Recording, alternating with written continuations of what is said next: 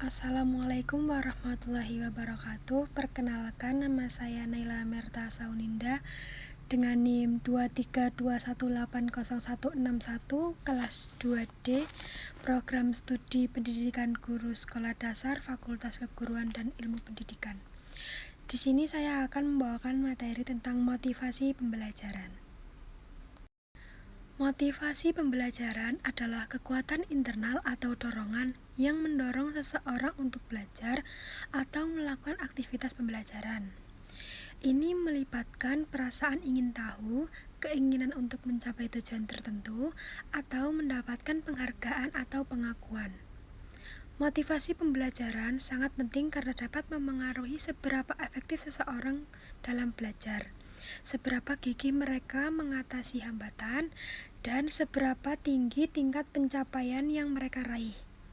Motivasi ini berasal dari dalam diri sendiri atau motivasi intrinsik, atau dari luar atau motivasi ekstrinsik, dan dapat dipengaruhi oleh berbagai faktor seperti lingkungan belajar, tujuan pribadi, atau pengalaman sebelumnya. Dengan memahami dan memanfaatkan motivasi pembelajaran, pendidik dapat membantu siswa mengembangkan potensi mereka secara maksimal dalam proses pembelajaran. Teori motivasi pembelajaran telah didefinisikan oleh berbagai ahli dalam berbagai konteks. Berikut adalah beberapa pengertian teori motivasi pembelajaran menurut para ahli. Yang pertama, Desi dan Rian. Mereka mengembangkan teori motivasi organisme atau Organismic Theory of Motivation yang menyoroti pentingnya motivasi intrinsik dalam mempromosikan keterlibatan dan pembelajaran yang berkelanjutan. Mereka menekankan bahwa individu cenderung lebih termotivasi dan memiliki pengalaman pembelajaran yang lebih baik ketika mereka merasa memiliki kontrol dan otonomi atas aktivitas mereka. Yang kedua ada Vygotsky. Teori pembelajarannya menekankan pentingnya interaksi sosial dalam pembelajaran. Vygotsky berpendapat bahwa anak-anak belajar melalui interaksi dengan orang dewasa dan teman sebaya, dan bahwa zona perkembangan proksimal atau ZPD adalah area di mana anak dapat belajar dengan bantuan seseorang yang lebih mampu. Yang ketiga ada Maslow. Meskipun lebih dikenal dengan hierarki kebutuhan, teori ini juga memiliki implikasi dalam motivasi pembelajaran.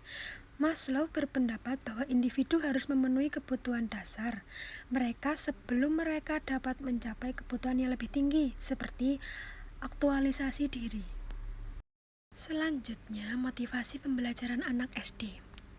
Teori motivasi dalam konteks pembelajaran anak SD mengacu pada cara anak-anak memperoleh dorongan atau motivasi untuk belajar dan berkembang.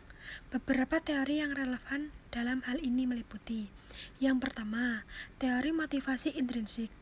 Anak-anak dapat termotivasi secara intrinsik saat mereka menemukan kesenangan dan kepuasan dalam aktivitas belajar itu sendiri, seperti rasa ingin tahu atau pencapaian pribadi. Yang kedua, motivasi ekstrinsik. Motivasi ekstrinsik muncul ketika anak-anak termotivasi oleh hadiah atau penguatan eksternal, seperti pujian dari guru atau penghargaan fisik. Yang ketiga ada teori kebutuhan dasar. Teori ini, seperti yang dijelaskan oleh Abraham Maslow, berpendapat bahwa anak-anak memiliki kebutuhan psikologis dasar seperti kebutuhan akan penerimaan rasa aman dan penghargaan yang harus dipenuhi untuk mencapai motivasi dan optimal dalam pembelajaran. Yang keempat, ada teori belajar sosial. Menurut Albert Bandura, anak-anak dapat termotivasi melalui proses observasi pembelajaran dari model-model yang mereka identifikasi, seperti guru atau teman sebaya. Yang kelima, ada teori pengaturan tujuan. Teori ini mengemukakan bahwa menetapkan tujuan yang jelas dan dapat dicapai dapat meningkatkan motivasi anak-anak karena ini memiliki arah yang jelas untuk mencapai. Selanjutnya di sini saya akan membahas tentang teori kebutuhan dari Abraham Maslow. Teori kebutuhan Abraham Maslow dikenal sebagai hierarki kebutuhan Maslow adalah konsep psikologis yang menggambarkan hierarki 5 tingkat kebutuhan manusia yang berkembang secara bertahap. Teori ini memberikan pemahaman tentang motivasi dan perilaku manusia berdasarkan hierarki kebutuhan yang harus dipenuhi secara berurutan. Berikut adalah 5 tingkat kebutuhan dalam hierarki kebutuhan Maslow yang paling rendah hingga paling tinggi. Yang pertama yaitu kebutuhan fisiologis. Kebutuhan fisiologis adalah kebutuhan dasar untuk bertahan hidup seperti makan, minuman, tempat tinggal, tidur, dan kesehatan. Yang kedua ada kebutuhan keamanan. Kebutuhan keamanan yaitu kebutuhan yang akan fisik dan psikologis termasuk perlindungan dari bahaya, stabilitas, finansial, kesehatan, dan keamanan pekerjaan. Yang ketiga kebutuhan sosial atau belongingness. Kebutuhan akan kasih sayang, keintiman, persahabatan, dan afiliasi dengan orang lain. Ini mencakup keinginan untuk diterima oleh kelompok sosial dan memiliki hubungan yang bermakna. Yang keempat ada kebutuhan penghargaan atau esteem. Kebutuhan akan penghargaan diri sendiri seperti harga diri, rasa hormat dari orang lain, rasa prestasi, dan rasa pengakuan atas kontribusi yang diberikan. Selanjutnya ada kebutuhan aktualisasi diri. Kebutuhan tertinggi dalam hierarki yang melibatkan pencapaian potensi pribadi, pengembangan diri, dan aktualisasi tujuan yang bermakna. Ini termasuk kebutuhan untuk berkembang secara kreatif, mencapai potensi pribadi, dan mengekspresikan diri secara penuh.